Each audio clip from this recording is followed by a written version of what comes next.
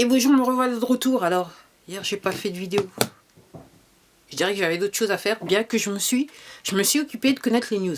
Alors, dans le désordre. Alors, je dirais que l'information importante, c'est que là, cet après-midi, il y a les blindés de la gendarmerie qui sont arrivés dans Paris pour empêcher le convoi français d'arriver. Donc, les différents convois qui viennent des différentes parties de la France, là, déjà. Alors apparemment, le préfet aurait fait un document comme quoi les gens pourraient être arrêtés, emprisonnés, patati patata. C'est curieux, il n'y a pas de signature sur les fameux documents. Et puis je vais vous dire honnêtement,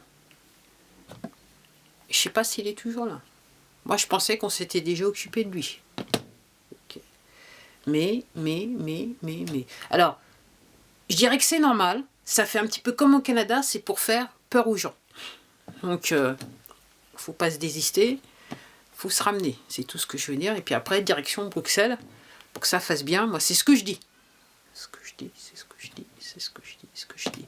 Alors, pour la petite histoire, au Canada, donc il semblerait que ce que je découvre, c'est qu'en fait, ok, il y a des vétérans de la police et de l'armée canadienne qui sont à l'origine de l'organisation du convoi. Je peux pas m'empêcher de penser aussi, de me rappeler que j'ai vu aussi des vétérans de l'armée hollandaise qui étaient en début de manifestation pour protéger les manifestants des policiers. Et puis en Angleterre aussi, c'était pareil. Il y a des militaires qui sont sortis pour les retraités qui sont sortis pour protéger les manifestants des policiers.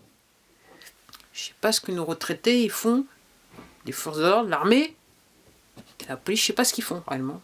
Alors je sais, alors vous ayant dit ça, je me souviens que sur une des manifs du samedi, des Gilets jaunes, effectivement, il y avait un retraité de l'armée qui était là et qui parlait.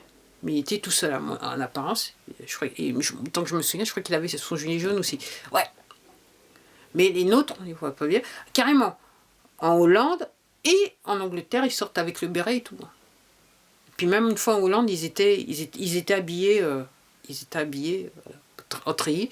Il me semble que je me demande si c'était pas aussi en Australie, en Nouvelle-Zélande, ça s'est passé aussi comme ça. Chez nous, les nôtres, ils sont où? Comme je dis, c'est le moment le plus important de l'histoire avec un grand H. Donc il faut savoir se positionner et être sûr qu'on est du bon côté de l'histoire. Mais il y en a qui n'ont toujours pas compris, ce qui est assez intéressant. Alors par rapport au convoi français, moi ce que je dis et que je trouve assez intéressant, c'est que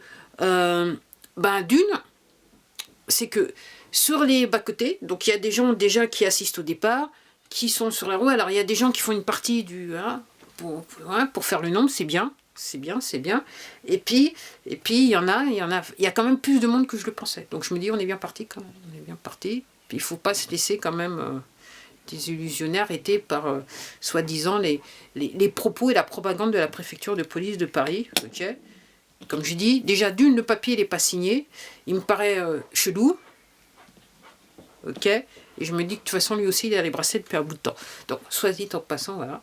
Alors avant vite que ma batterie elle s'en aille. Alors ce que je trouve aussi bizarroïde, c'est que donc le professeur Luc Montagnier apparemment il serait décédé.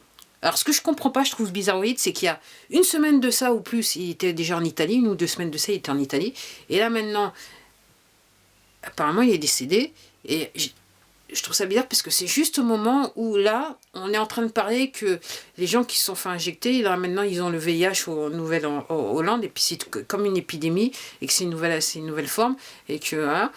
Et puis lui, soudainement, on annonce qu'il est décédé, alors que lui, il avait travaillé sur le sujet, ok. Donc apparemment, ça serait un machin inventé par le docteur FAUCI aux États-Unis. Et donc il a travaillé un moment dessus. Donc, je sais pas. Moi je dis ça, je dis rien. C'est à vous de voir. Donc on va voir ce que ça va donner ce week-end, ok. La démence, jusqu'où va aller la démence entre guillemets gouvernementale dans le film. Ok. Et sur ce, je m'arrête là parce qu'en fait, je pensais qu'il n'y avait pas des travaux, mais il y a toujours des travaux. Donc vous avez probablement entendu le bruit. Et puis je vous dis à la prochaine vidéo. Peut-être que je ferai plus de vidéos ce week-end, je sais pas. En fonction de ce qui se passe, je sais pas. À la prochaine.